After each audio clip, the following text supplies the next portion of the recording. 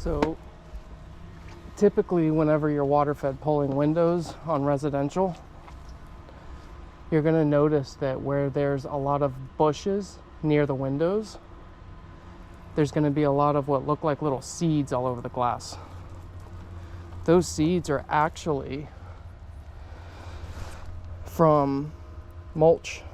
They call artillery fungus or shotgun fungus. You can see it's on the paint here too.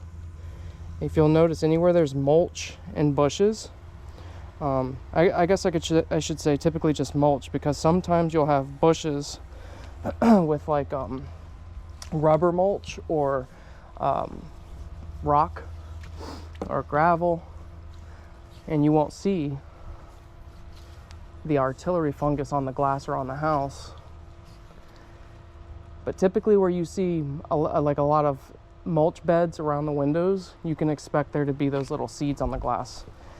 Now the windows that are really high up, like this one here, you're not going to notice that. It's typically up to about 5, well, I mean it could go up to around 8 to 10 foot, but typically on windows that are high like this without windows underneath them, you're pretty safe. I may end up running back to the truck to grab a razor blade that I'll use to pop those little seeds off. Just because you're water fed pulling don't mean that you're not supposed to get up to the window and remove like stickers and glue and anything like that. Now if I start to water fed pull and I notice that I'm doing more blading and hands-on cleaning on these windows than I am just using the pole, then I'll just put the pole away and use a squeegee and a mop and a razor blade to clean these windows up.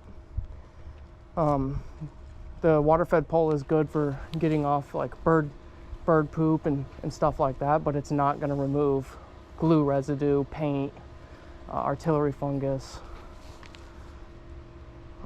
stuff like that. You are going to have to get your traditional tools out and go about it that way.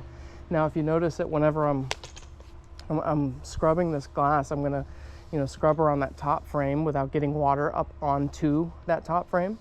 If it was really dirty and nasty, I would scrub the frame, but in this case it's not. So I'm just going to scrub around the top frame, around the bottom frame, around the sides, and then the middle, making sure all the bugs and stuff are out of the cracks. And when I start to rinse, I'm really close to the glass, but my brush isn't actually on the glass. And I'm rinsing around that top area there. And then as I move down, I can pull my brush further away. But what happens when you pull your brush further away is that water starts to splash all over the place. And if I was to be that far away up top, that water would splash and get all over the above windowsill, and it would allow dirt to fall back down onto the glass that we just cleaned. So it's important to watch that when you're rinsing. Again, we're going to clean that top, clean the side, the bottom, the other side. The corners and the edges are usually where most people have their problems.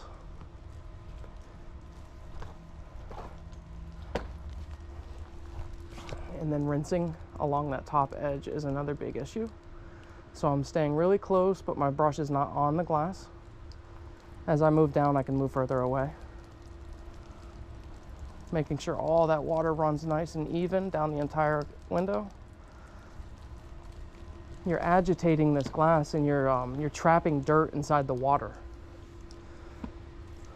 And you want to rinse all that dirty water away.